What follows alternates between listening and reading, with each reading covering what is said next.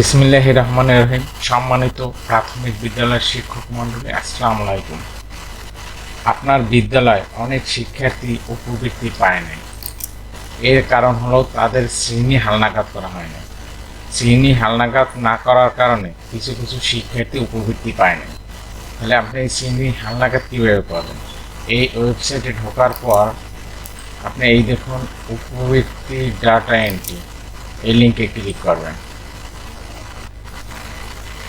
এই লিঙ্কে ক্লিক করার পর এরকম একটা ইন্টারফেস আসবে। এখানে আপনি ইউজার আইডি ও পাসওয়ার্ড দিয়ে লগ ইন করবেন। লগ ইন করলে এরকম একটা ইন্টারফেস আসবে। এখানে আপনি এই বেনিফিশিয়ারি শিক্ষার্থী এখানে ক্লিক করবেন। এরপর শ্রেণী হালনাগাদ এখানে ক্লিক করবেন।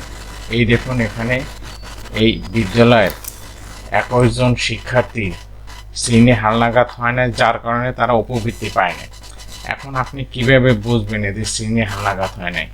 এটা দেখার জন্য আপনাকে যেতে হবে এই রিপোর্টে। এরপরে শ্রেণী হালনাগাদ রিপোর্ট এখানে ক্লিক করবেন। তারপর রিপোর্টের ধরন নির্বাচন করুন, এখানে ক্লিক করবেন। তারপর শিক্ষার্থীর শ্রেণী হালনাগাদ বিস্তারিত প্রতিবেদন এখানে ক্লিক করবেন। এরপর স্ট্যাটাস পরিবর্তন এখানে ক্লিক করে আপনি শ্রেণী হালনাগাদ পেন্ডিং এখানে ক্লিক করে প্রতিবেদন তৈরি করুন, এখানে ক্লিক করবেন।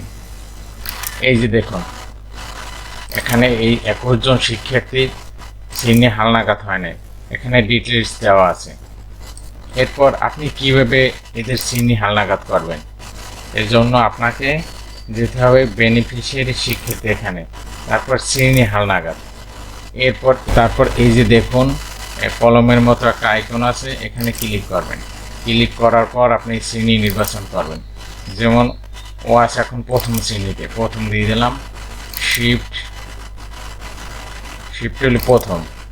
তারপর শাখা প্রযোজ্য নয়, রোল হইল 14। এরপর কারণ নির্বাচন করতে হবে, অবশ্যই কারণ নির্বাচন করবেন, তা না হলে কিন্তু হবে না। তাহলে কারণ কি? শ্রেণী প্রমোশন। এরপরে এই যে সংরক্ষণ এখানে ক্লিক করবেন। দেখুন ও কিন্তু আর এখানে নাই, ওর নামের জায়গায় নাই। তাহলে ওর নাম কোথায় পাবেন?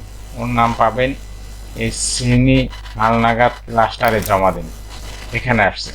আপনি এইগুলো ওই পেশে সবগুলো শ্রেণী হালনাগাদ করার পর আপনার এই শ্রেণী হালনাগাদ ক্লাস্টারে এখানে আসলে আপনি এখানে টিক চিহ্ন দিয়ে ক্লাস্টারে পাঠিয়ে দেবেন, তাহলে ওরা উপবৃত্তি পাবে। ধন্যবাদ সম্মানিত শিক্ষক মণ্ডলী, আসসালামু আলাইকুম।